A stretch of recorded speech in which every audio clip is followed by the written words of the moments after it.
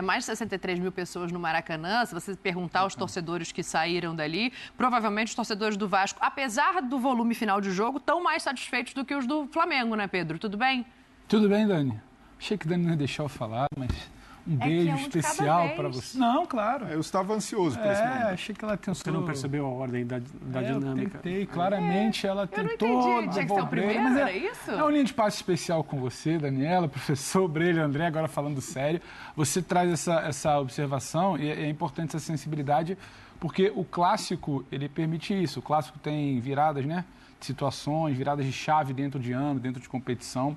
E um clássico é um clássico onde um time jogou mal, o Vasco jogou mal, o Vasco teve um primeiro tempo, sabe, de em algum momento torcer para acabar o primeiro tempo e comemorar que não levou gol. O Vasco teve dificuldade no segundo tempo, o Vasco não se encontrava em campo e a torcida sai feliz, a verdade é essa.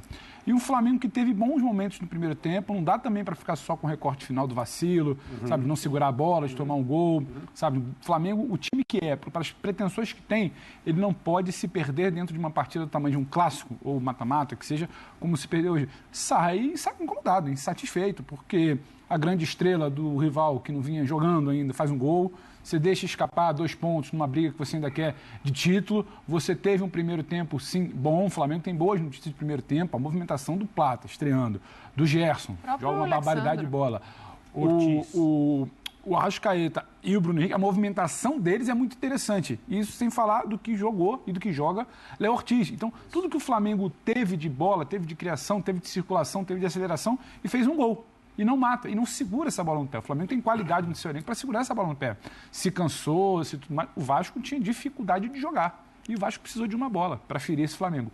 Então, acho que é algo que o Flamengo precisa pensar. O Flamengo também vai precisar pensar sobre finalização sem o Pedro. Sobre não basta ter a movimentação do Plata, o Gerson saindo de um lado para o outro, a Arrascaeta fazendo uma que seria ali do Luiz Araújo, o Bruno tentando se movimentar, o volume, 17 finalizações que a gente falou, né? E você não espetar, você vai ter que espetar um Peñarol dentro de casa para fazer vantagem, você vai ter que machucar um Peñarol talvez fora de casa para se classificar, falando de Libertadores. Numa semifinal de Copa do Brasil também você vai precisar se impor, e aí você olha para um jogo desse tamanho, você sai muito incomodado, porque você sente essa coisa quando parece que tem uma boa atuação. A gente estaria aqui falando de uma grande vitória, de uma atuação assim espetacular do Gerson, do Léo Ortiz, de um primeiro tempo que botou o adversário, sabe, só que ele precisa entender também contra quem ele está jogando, porque o Vasco, que empata contra o Flamengo hoje, ele virou isso aí nas últimas semanas, nos últimos meses, sob o comando do Rafael Paiva. Ele não joga bem contra o Atlético Paranaense. Em Curitiba, quando se classifica. Mas ele não se ausenta, né?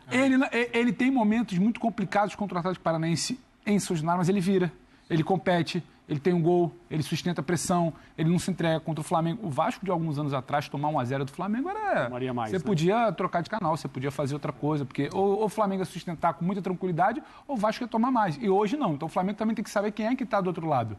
Saber que time é esse. E pecou muito aí. O que para mim é pertinente na discussão sobre o Flamengo, eu vejo a maioria das pessoas criticar a falta de jogo, a falta de gol, a falta de ofensividade, mas o time pode mais. Eu acabei de usar essa frase também, né? O Flamengo pode mais. Mas o que mais me estranha, sendo um time treinado por essa comissão técnica, o jogo de hoje ilustra bem. Se o Flamengo tivesse conseguido fechar o jogo depois do gol do Gerson, com posse, com solidez defensiva, a gente diria que, olha, foi brilhante? Não foi. Mas foi melhor do que o Vasco o tempo todo. Sim. Fez um gol de rara capacidade coletiva, né? O Wesley, De Arrascaeta, Gerson. O Gerson jogou demais, o Léo Ortiz jogou demais e o Flamengo fez uma partida correta, quente, importante contra um adversário que é diferente dos outros. Né? A gente falaria. E ganhou. Acabou. Haveria pouco espaço para qualquer crítica, mesmo porque mais um jogador se machucou, e é um jogador que era meio um super-herói, porque todo mundo se machucava e ele não, né? E o Arrascaeta entrou meio na emergência, ficou mais tempo em campo do que deveria, do que talvez até pudesse ficar, mas não, o Flamengo não consegue fechar o jogo. Sim. E não é que não consegue fechar o jogo porque não faz o segundo gol, não consegue fechar porque mostra de novo fragilidade defensiva, e para mim esse é o ponto estranho. Porque ao longo da carreira do Tite, ele teve até alguns times que eram ofensivamente interessantes, no sentido de estão jogando talvez no máximo da sua capacidade. extremamente maduras nesse cenário. Com Mas 1 a 0 nesse a seu favor cenário, no fim do jogo. acabava o jogo. O zagueiro não ia vacilar como o Léo Pereira. 1 a 0 no meio do primeiro bote tempo, do Fabrício não acabou o seria jogo. aquele, Pode, como você falou, pode trocar de canal. E não foi só hoje, não é só hoje. Aliás, exceto o recorte do campeonato estadual, que a gente de novo insistiu, foram feitas poucas ressalvas, isso tem pouca relevância para o que interessa no calendário de um time como o Flamengo, mas fora o campeonato estadual, o Flamengo é um time que permite ao adversário, e permitiu hoje. E o gol que o Flamengo toma, para um time que está brigando e tem a pretensão que o Flamengo tem na temporada, é inadmissível. É de chegar no vestiário, de ter bronca, de ter conversa num tom alto. Nessa jogada aí, por que não pararam com falta o Ryan? Ele sai ali no drible, ali no meio campo. E todas as disputas você perde. E você deixa o jogador sozinho dentro da área. O Flamengo desperdiça várias oportunidades consecutivas de interceptar por uma marcação com baixa intensidade num contra-ataque que era tudo que o Vasco queria e buscou durante toda a partida. É curioso, então, pro torcedor...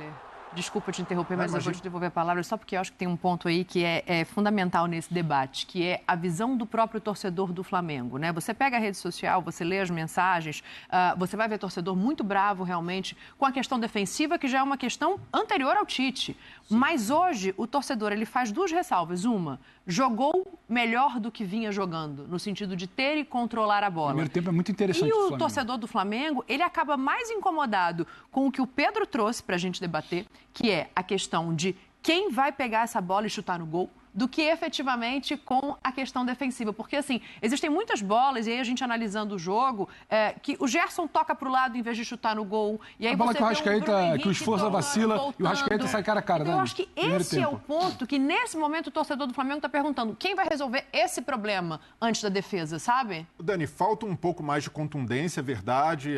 Característica também de torcida. O torcedor do Flamengo ele quer saber do gol. Talvez outras torcidas querem saber de não tomar gol. O Flamengo ele quer olhar para frente e ver a bola na rede. De fato, teve falta de capricho em algumas finalizações. A do Bruno Henrique, por exemplo, sai na cara do gol, poderia tirar do Léo Jardim, tocar por cima, mas, bola na trave. Mas analisando o contexto do jogo, não faltou volume ofensivo para o Flamengo. Não. O que faltou foi maturidade competitiva. Foi um gol de imaturidade sofrido pelo Flamengo num momento em que era totalmente favorável. E aí você vai voltar no papo do André. Não é o que você espera de um time do Tite. Você pode falar que o time desde a Copa do Catar se defende. A Copa do Catar acaba assim. Esse time, tecnicamente, mas isso seria maduro. Isso num segundo momento, né? Porque mesmo esse primeiro tempo tão elogiado do Flamengo... Faltou a bola entrar. Não só faltou entrar, como faltou tentar mais. E faltou um Luiz Araújo ali para fazer isso, justiça seja feita, prof, que sai com menos de 20. Mas tudo bem, tem mais gente ali. É porque ele tem essa característica, né? De pegar a bola e chutar de fora da área, de onde tiver arriscar, mais do que os outros. Ele está mais inteiro para fazer isso, eu acho. No primeiro tempo você teve uma cabeçada do Pulgar... Sim. E uma bola que o Arrascaeta volta com ela. No segundo tempo você tem as bolas na trave. Uma do Plata também. E uma do Plata. É pouco. Pelo potencial que esse time do Flamengo tem, porque o Tite sabia segurar jogo com times em que ele tinha que segurar o jogo. É o mesmo Tite que em outros momentos, quando tinha times melhores, também partia para um tipo de jogo diferente. Agora, na ordem, eu acho que pela ordem, primeiro o Flamengo deixa de fazer os gols. E num segundo momento ele acaba tomando os gols como tomou hoje do Vasco e já tomou em outros jogos tantos, principalmente na questão da bola aérea, coisas que a gente já falou muitas vezes aqui, né?